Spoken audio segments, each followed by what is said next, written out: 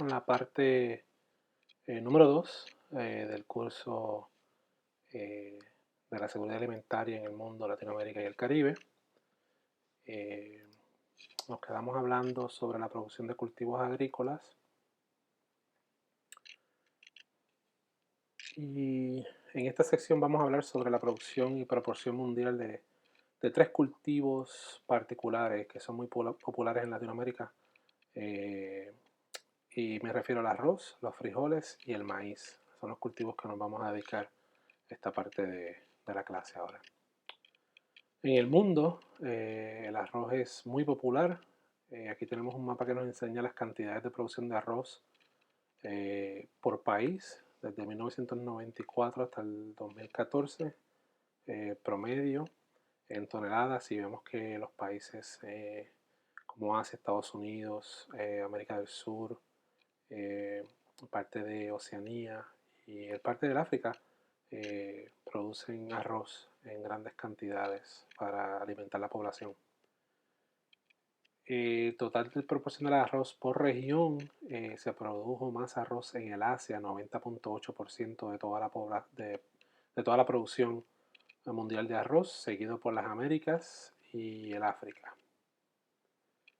Los 10 principales productores del arroz en el mundo son la China continental, la India, Indonesia, Bangladesh, y de Vietnam, Tailandia, Myanmar tienen más o menos los mismos porcentajes, el mismo promedio eh, en cuestión de toneladas de arroz producidos en el mundo. Aquí tenemos una gráfica que nos demuestra la producción de total de arroz en el mundo, y vemos cómo ha incrementado de los 140 millones de hectáreas sembradas a tener más de 160 millones de hectáreas. Lo mismo en cuestión de las toneladas, vemos un tonelaje en la producción del arroz de unas 500 millones de toneladas en el 1994 hasta en el 2014, que han subido sobre los 700 millones de toneladas de arroz total en el mundo. El Centroamérica pues ha ido subiendo y bajando, no ha incrementado nada en particular. Como vemos aquí, se ha mantenido entre los 300.000, en las 300.000 hectáreas y 1.200 y 1.2 millones de toneladas más o menos de producción de arroz cáscara en Centroamérica. Y en el Caribe también vemos que no ha aumentado mucho a través de los años, se ha mantenido en un sube y baja prácticamente. Vemos como de 300.000 hectáreas, como ha aumentado un poco en un término de casi 15 años. Eh, en América del Sur vemos un movimiento similar a través de los años de la producción total del arroz, y que se ha mantenido, por ejemplo, la producción del arroz ha subido un poco en los últimos años, mientras que la producción de tonelada se ha reducido. Es un caso muy interesante que después, si quieren estudiarlo, pueden visitar estas páginas que les he dado estos links, pueden comunicarse con personas que ofrecen más información. Por ejemplo, el resumen de la producción del arroz nos dice que hace la región donde se produce la mayor cantidad de arroz en el planeta. China es el mayor productor de arroz en el mundo. Centroamérica mantiene una producción de arroz estable a través de los años, pero esta producción del arroz no ha sido suficiente como para alimentar toda la población. En el Caribe ha alcanzado nuestras nuevas metas económicas y se continúa la siembra del arroz en diferentes partes del Caribe. En América del Sur la producción del arroz ha tenido sus altas y bajas, pero se ha mantenido estable en los últimos 10 años, como les dije. No ha habido muchos cambios en esa región eh, por muchos factores, ya sean económicos, políticos o sociales.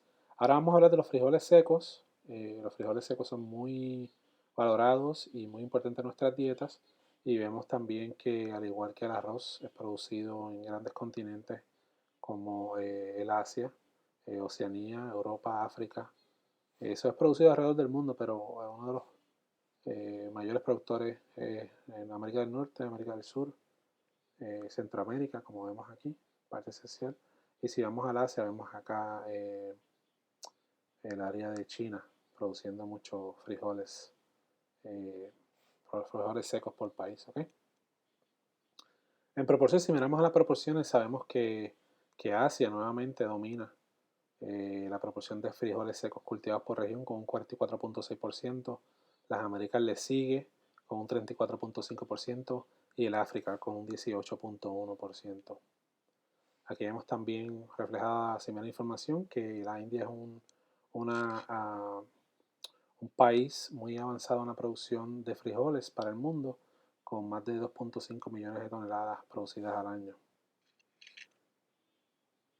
Aquí vemos un trend que nos enseña que el mercado ha aumentado poco a través de los años, pero se ha mantenido en un aumento lento, de unos 15 millones de toneladas en el 94 a casi unas 32, a unas 26, 27 millones de toneladas de frijoles secos. En el mundo, el promedio, tenemos que Asia 44.6%, las Américas 34.5% y el África con 18.1%. En el Caribe, pues hemos visto que se ha mantenido desde el 94 hasta el 2006, más o menos en el mismo balance, unas 100.000 toneladas de frijoles, pero en el 2006 vemos un aumento que sobrepasa, bueno, casi llegando a las 300.000 toneladas de frijoles secos producidas en el Caribe. En América Central vemos una gráfica muy interesante, vemos un sub y baja a través de los años.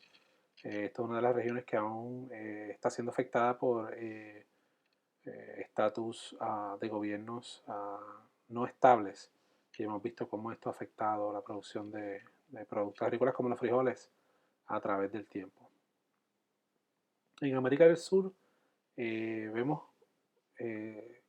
cómo se reduce a principios de los 90 solo para mantenerse entre las 3 millones y 4 millones de toneladas.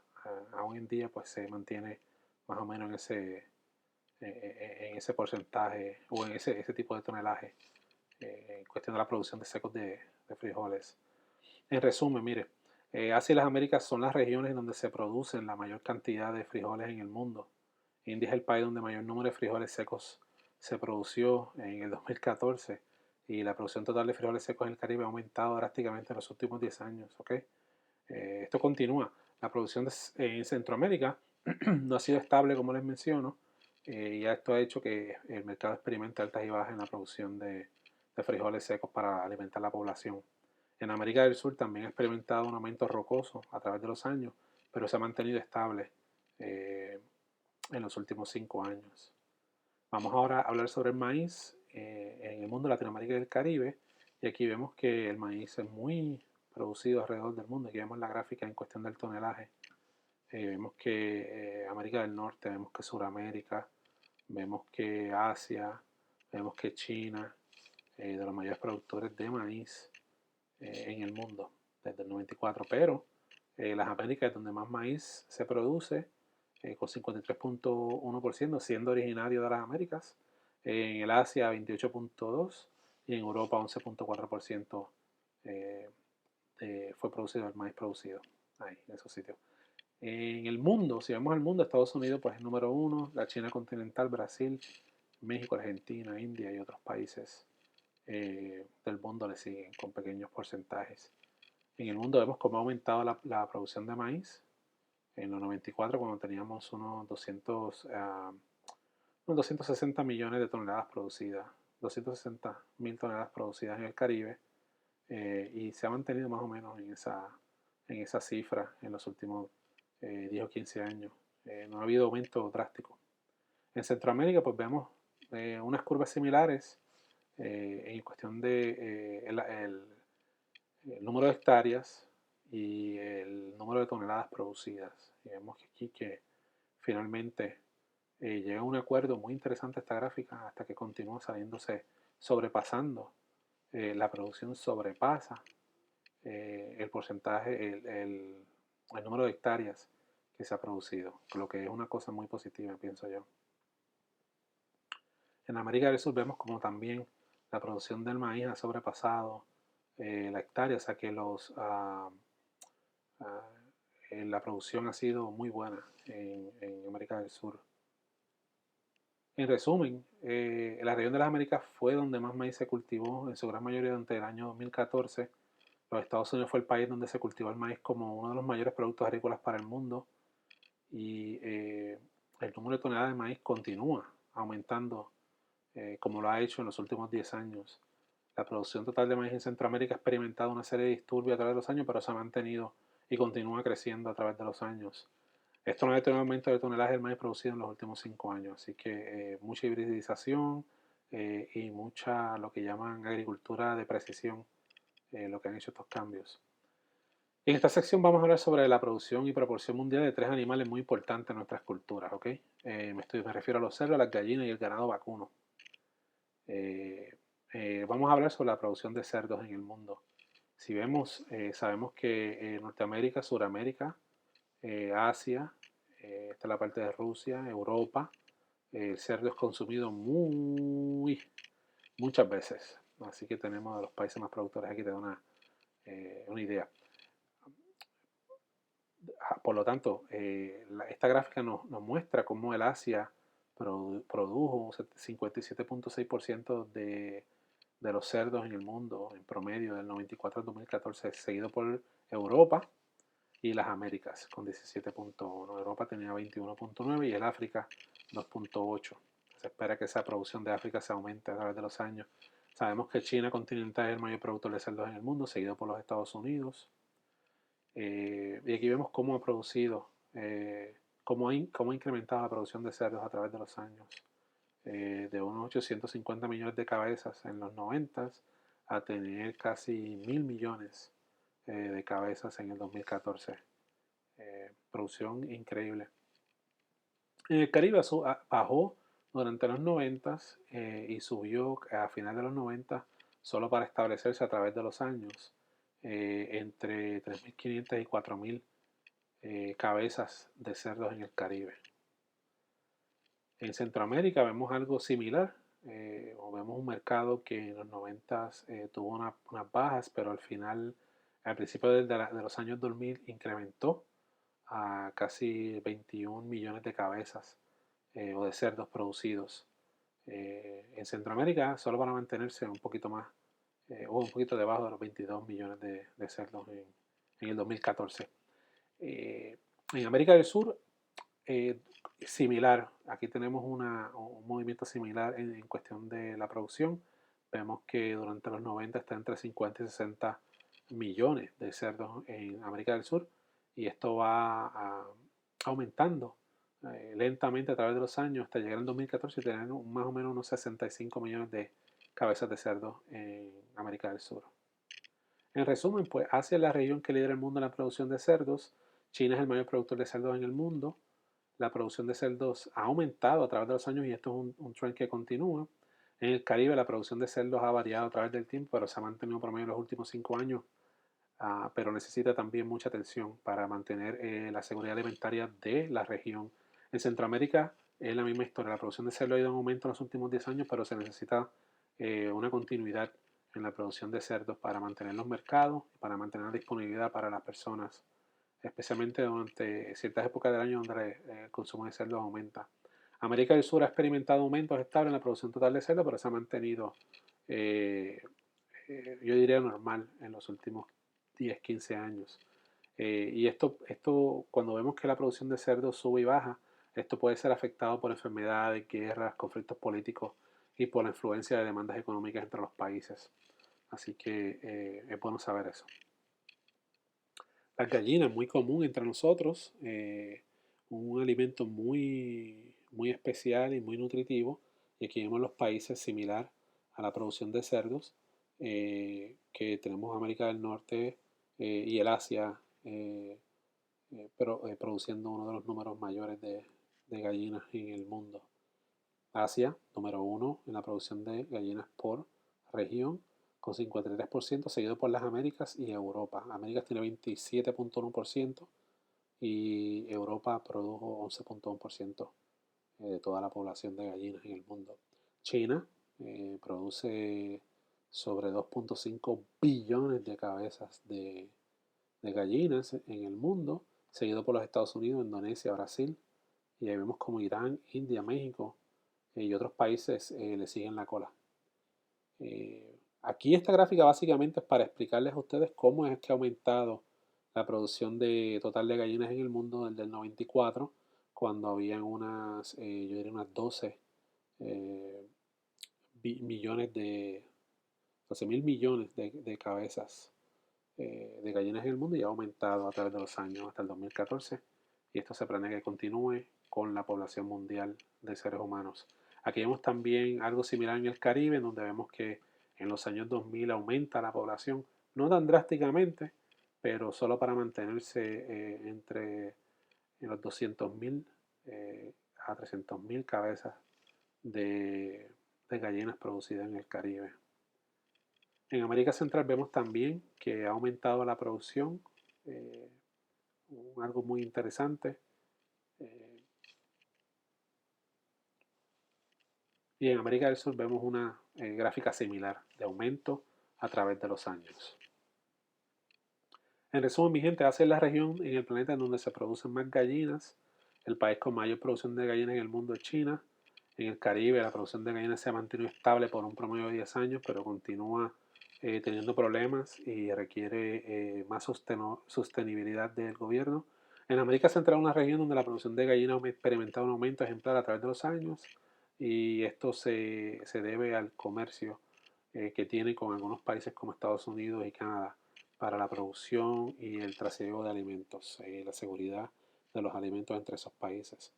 Pero en los últimos 20 años la producción también ha aumentado en América del Sur, esto considerablemente, y a una velocidad más rápida que otras regiones de Latinoamérica, debido al crecimiento en la población mundial en esa región, y también a los cultivos que se han dado como el maíz, que son necesarios para la producción de gallinas y otros animales que son consumidos por los seres humanos.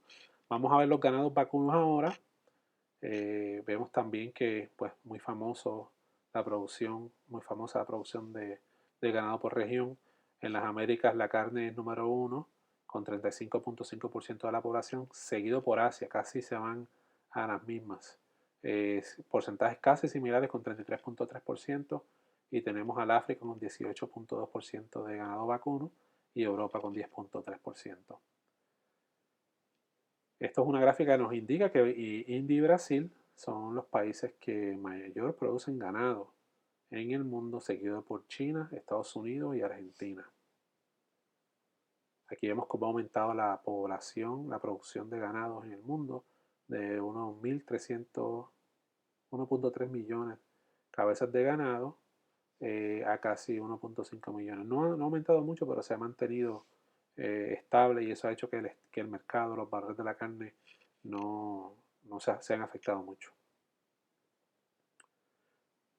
En el Caribe hemos visto que ha aumentado y ha bajado a través de los años. Yo diría que en los años 90 hubo una estabilidad o casi un aumento. Ya para los años 2000 baja la producción de ganado en el Caribe, solo para ser aumentada en el 2004, donde de nuevo tuvo una recaída en el 2006, y ahí donde se ha ido recuperando a través de los años, con casi 9.5 millones de cabezas de ganado en todo el Caribe. En América Central vemos una gráfica similar, donde se mantuvo entre 40 y 45 millones de cabezas de ganado vacuno desde el 90 hasta casi el 2007, cuando sobrepasó los 45 millones de cabezas de ganado vacuno en América Central. O sea que se ha aumentado la población. Vemos lo mismo en América del Sur, lo único que en esta la vemos ya en los millones, 300 millones estamos viendo aquí, que en los 90 se producía casi 300 millones de cabezas en América del Sur, y esto subió a los 350 millones en el 2014. Muy bueno. En resumen, mi gente, América y Asia compiten por el primer puesto en la producción de ganado vacuno en el mundo. India y Brasil son los mayores productores de ganado en el mundo, y la producción de total de ganado vacuno ha ido aumentando rápidamente en el mundo durante los últimos 15 años. En la región del Caribe no se ha mantenido estable la producción de ganado, pero se continúa tratando de mantenerla estable y de aumentar la producción en esa región para combatir el hambre. En América Central se ha experimentado un incremento en el total de la producción del ganado desde los años 2000 y se espera que este aumento continúe. En América del Sur, por lo tanto, se ha mantenido una producción alta, estable y creciente a través de los años. Muy interesante la producción de ganado vacuno en el mundo. Todos estos alimentos, quiero que sepan que una gran mayoría termina como desperdicio en el planeta. Por eso vamos a hablar del desperdicio de los alimentos en el planeta en este momento. Y quiero que sepan que del total de los alimentos producidos en el planeta, se desperdician 1.3 billones de toneladas cada año, mi gente.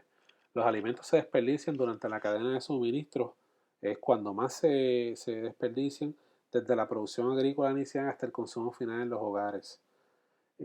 Otra realidad es que se desperdician más alimentos en el mundo industrializado que en los países en desarrollo. Tengan eso en mente. Los desperdicios per cápita de los consumidores en Europa y América del Norte es de 95 a 115 kilogramos por año. Estamos hablando de unas 300 libras por año, 325 libras por año. Esta cifra en el África subsahara y en el sudeste del Asia, es de solo de 6 a 11 kilogramos por año. O sea, estamos hablando de unas 20 libras de desperdicio por año en esa región. De casi unas 300 a unas 20. Es algo increíble. Wow. Si vemos en el planeta, pues cómo se desperdician los alimentos, pues como dijimos, en la misma producción se pierde el 32.4 de la producción de alimentos. Esto ya sea por el manejo, aquí tenemos el consumo, la distribución, el procesamiento, el manejo y almacenamiento, 22.2%, una de las mayores, moviéndolo desde la finca hacia el negocio, donde se pierde también mucho y consumiendo se pierde casi lo mismo. Es increíble cuánta comida se pierde. En Latinoamérica la producción se pierde, bueno, la producción pierde 40% de los alimentos. El consumo pierde 11% de los alimentos, la distribución 11%, el procesamiento y el manejo y almacenamiento. O sea que estamos en cifras similares para ambos.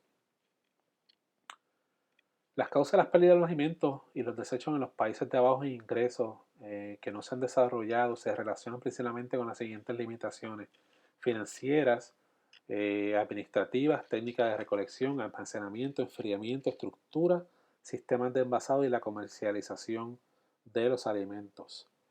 Aquí tenemos el reloj mundial de los alimentos y vamos a verlo. Esto es un reloj que te dice cuántos alimentos han sido producidos, están siendo actualmente producidos y cuánto está siendo desperdiciado actualmente. Y lo vamos a dejar por un término de 30 segundos o vamos a ver unos 20 segundos para que ustedes vean cuánta comida se produce y se desperdicia en el mundo ahora mismo. Vamos por 12 segundos y se han producido 1920 minutos. Mira, casi 2.000 toneladas de comida producida y se ha consumido casi 2.000 y se ha perdido casi 1.000 toneladas.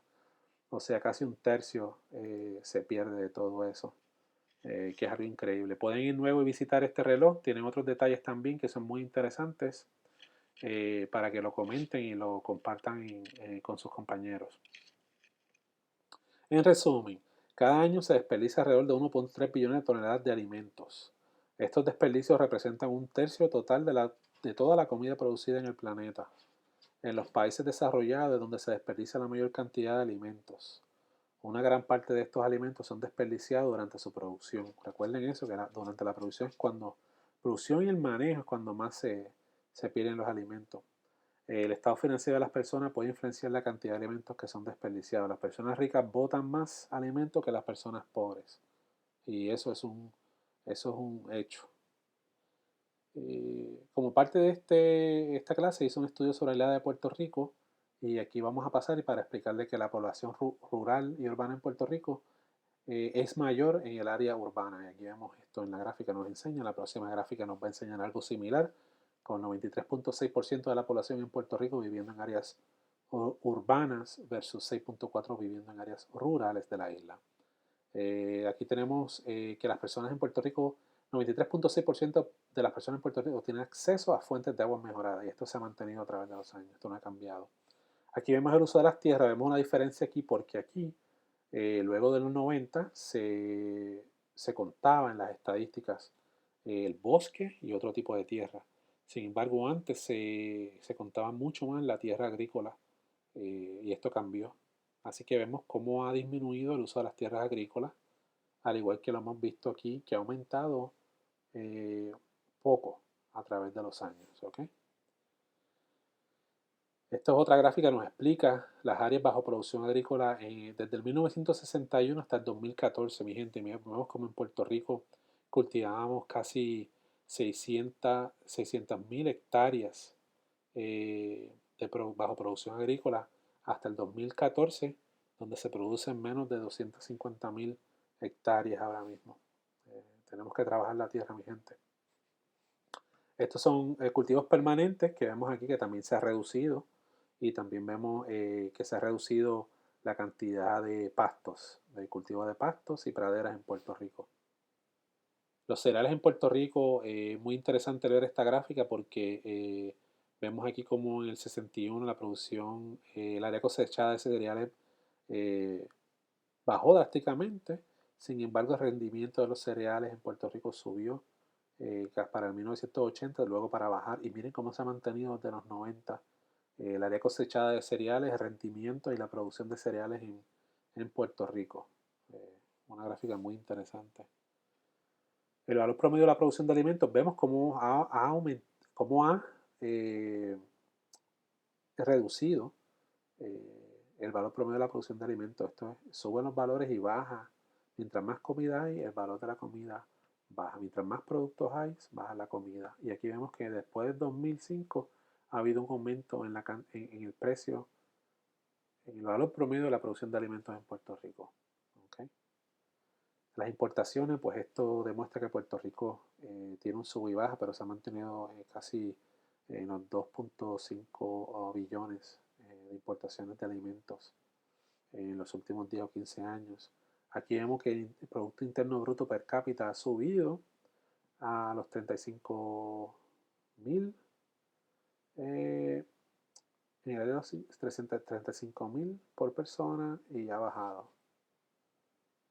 Y aquí tenemos la estabilidad y ausencia de violencia y terrorismo. Esta es otra gráfica que te ayuda a determinar qué es lo que ha sucedido en las gráficas y puedes comparar diferentes variables en su página de web. Y aquí tenemos las emisiones totales de monóxido de carbono y vemos que ha reducido drásticamente, pero aquí se ha mantenido entre los 750 y los 1000 gigagramos de monóxido de carbono en el aire.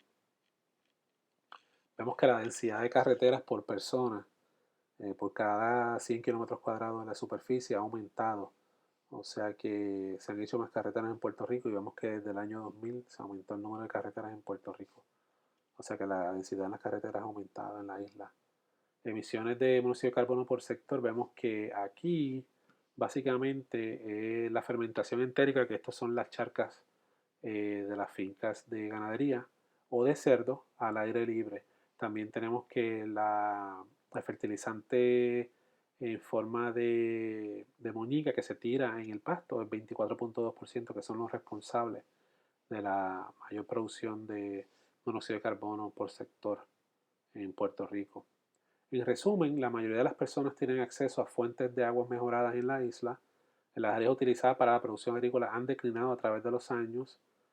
Cuando hablamos de cereales en Puerto Rico, no se ha recuperado aún de los bajos requerimientos a través de la historia agrícola de la isla, así que tenemos que trabajar en la plantación de cereales si se necesita. Las importaciones de alimentos se han visto afectadas y ha disminuido en su valor sin señales de una pronta recuperación. O sea que tenemos que producir comida. Y las emisiones mayores de monóxido de carbono fueron producidas por la fermentación al aire libre de la ganadería. Quiero que entiendan que nuestra capacidad de producir alimentos y resolver el problema del hambre en Latinoamérica y el Caribe es infinita. El problema del hambre es algo que nos afecta a todos los aspectos de nuestras vidas en este planeta. Y hay que tener coraje moral para trabajar resolviendo el hambre, mi gente. Esto es algo que uno tiene que tener un estómago duro. Debemos de promover las medidas sostenibles para la producción de alimentos y la erradicación del hambre en el planeta. Pero quería preguntarle, ¿qué respuesta tú ofrecerías como profesional para erradicar el hambre en tu propio país? Eso es algo que si tienes una idea, escríbeme un email y envíamela para discutirla. En revisión, quiero que compartas tu opinión personal. Quiero que me escribas un párrafo sobre un proyecto que te gustaría establecer como profesional en la isla cuando tenga tiempo. Envíame un email. Y cómo resolvería alguno de los retos producidos como resultado de la producción de alimentos en tu país de origen. ¿Cómo resolverías el problema del hambre en tu país o en otras partes del mundo? Dime qué fue lo más que te sorprendió sobre los temas ofrecidos en este curso y ofrece alguna que otra sugerencia para mejorar la cantidad del contenido de este curso si tienes el tiempo. Envía tus respuestas a tu email al siguiente enlace electrónico de Aurelio Corbelo.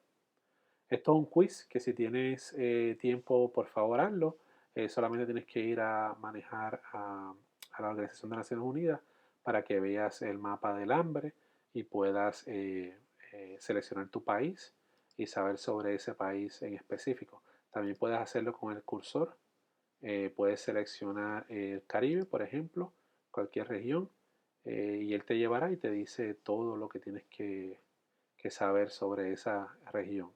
Y puedes hacerlo por país. Esto es algo muy interesante que te dice el número de personas. Por ejemplo, vamos a la República Dominicana y vemos que la proporción que hay 13.5% de la población está desnutrida y estamos hablando de unos 2.5 millones de personas. Muy interesante en la República Dominicana lo que está ocurriendo, pero se está trabajando, mi gente. Este es el trabajo, esas son las referencias, por si están interesados, son muy interesantes. Les recomiendo que cuando tengan tiempo las vean una a una, que las saquen. Hay algunos reportajes que son muy interesantes. Por ejemplo, yo personalmente los he sacado aquí para mostrarles. Aquí es donde he sacado todas las imágenes Pixabay, son buenos.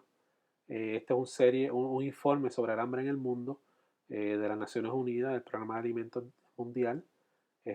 Aquí es donde ustedes pueden ir al Banco Mundial y ver la población que está desnutrida en el mundo y pueden ver otras características, otras variables, como ustedes quieran. Este reporte nos dice cómo está la agricultura y cómo va en el futuro hasta el 2030 y cuáles son los planes de ellos para la producción y la sostención de la seguridad de los alimentos en el mundo. Este es tremendo reportaje de la Organización de las Naciones Unidas para la Alimentación y la Agricultura, porque te habla del panorama de la inseguridad en toda la región. Muy interesante y es una buena referencia. Este es la CIA, el libro The World Fact Book, y aquí tú encuentras hechos sobre los países, mucha información sobre los países en cuestión de hambre, en cuestión de producción, en cuestión de economía. Me encanta eso. Aquí tenemos otro reportaje hecho por las Naciones Unidas, pero es del desperdicio de las comidas. Súper interesantísimo, así que denle una ojeada. Esto es una enciclopedia que yo uso también para saber la superficie de la Tierra, que nos dice cómo está compuesto el planeta. Aquí vemos más sobre las Naciones Unidas, el reloj de la producción de comida. Y mire, en 8 horas que tengo esto encendido, ok, llevamos 3.7 millones de toneladas de comida producida, hemos consumido 2.5 millones de toneladas y hemos desperdiciado 1.2 millones de toneladas, ok. Eso es un término de 8 horas, pero el reloj te da una idea de eso. Y cuando puedas, tiene otros recursos para que ustedes exploren por sí mismos. Esta es la agricultura hacia el 2050 y te habla también de muchas barreras que tienen que trabajar juntos para vencerlas en cuestión de la producción de la comida. Este es el mismo reporte. Este es muy interesante porque te habla de los recursos que hay forestales en el mundo. Me encanta este. Nos dice mucha información sobre cómo está Puerto Rico. Y este es específicamente sobre Puerto Rico para que ustedes vayan y averigüen otras cosas sobre la isla si les interesa. Estos son los goles, bueno, los objetivos de las Naciones Unidas para erradicar el hambre en la región de Latinoamérica y el Caribe. Y también este que está aquí es para el agua, donde estamos en cuestión de la producción, utilización y el reciclaje de las aguas, que son tan importantes por la agricultura, depende de eso. Así que mi gente, para mí ha sido un placer estar con ustedes. Nuevamente, el doctor Aurelio Curvelo para SLSTEC, ha sido un placer.